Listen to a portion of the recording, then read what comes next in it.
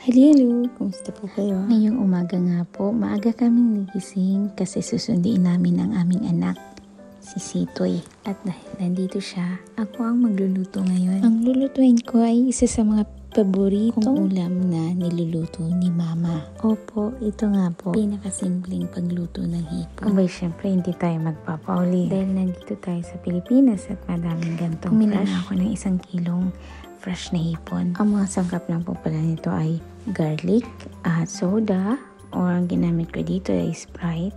Naglagay din po ako dito ng paminta at asin. Yun lamang. Ay meron pa pala konting ketchup. O diba, ganyan lang siya kasimple.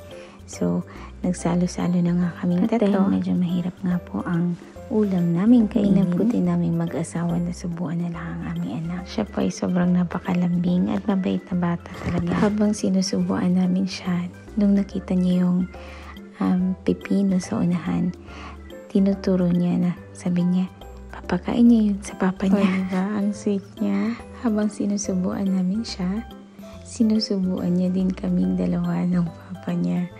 Ganyan talaga siya kabait at kalambing na bata. Palad ako na kahit hindi ako ang tunay niyang nanay, minamahal niya ako at inaalagaan. At sobrang nagagalak ako sa mga simpleng bagay na ginagawa niya. Hindi nga siya dito tumigil hanggang sa maubos namin yung pipino at kamatis ng sa papa niya. Sa bawat subo namin sa kanya, sinusubuan niya din kami. So, tanghali na at medyo mainit sa bahay, kaya lumabas kami at naupo dito sa ilalim ng mga puno. So, maraming salamat po sa panonood at pagsusubaybay sa aking mga video. Hanggang sa susunod. Cheers!